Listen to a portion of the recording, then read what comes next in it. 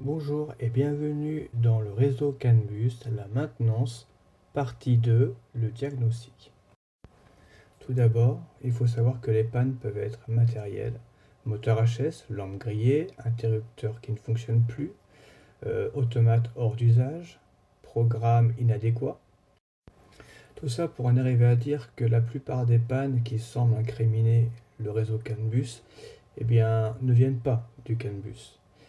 Et pour cela, on a quelques mesures à prendre très simples qui peuvent discriminer ou incriminer le réseau CAN Bus. Voici les 3 mesures fondamentales. Premièrement, la résistance du réseau. Pour cela, je place mon ohmmètre comme ceci. Le réseau commence et finit par une résistance de 120 ohms, donc 2 résistances de 120 ohms en parallèle font une résistance équivalente de 60 ohms. Et je réitère cette mesure à tous les points où je peux le faire en parallèle du réseau principal. Deuxième mesure. Ici, je place mon voltmètre entre le CAN low et la masse commune aux automates. Et je dois lire une valeur inférieure à 2,5 V. Dernière mesure, je place mon voltmètre entre le CAN high et le moins commun aux automates. Et je dois lire une valeur supérieure à 2,5 V. Il est important de comprendre que je dois réaliser ces mesures à tous les nœuds du circuit, car ce n'est pas que le réseau principal a la bonne impédance que ce sera le cas à toutes les branches. Et la branche où la mesure sera mauvaise sera forcément là où il y a la panne.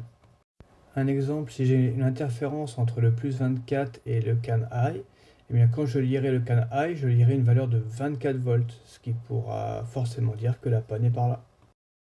Autre exemple, si mon CAN low est coupé comme ceci, quand je testerai, mon ohmmètre m'indiquera 120 ohms et jamais 60. Donc voilà comment on peut faire pour déterminer d'où vient la panne sur le CAN Bus. Voilà pour les exemples que je voulais vous montrer. Maintenant, ce que je peux vous garantir à 98%, c'est que si toutes vos mesures sont OK, sont correctes, à tous les points que vous avez fait 100% des nœuds où vous pouviez prendre les mesures, ce que je peux vous dire, c'est que le problème ne viendra pas du CAN Bus. Si le programme est OK, ce sera forcément du matériel, du hard. Donc ça, après, il y a d'autres petites méthodes pour le déterminer, et ça, ce sera pour la prochaine vidéo. Merci à tous, continuez à vous abonner, à regarder, à commenter surtout, et à bientôt. Ciao.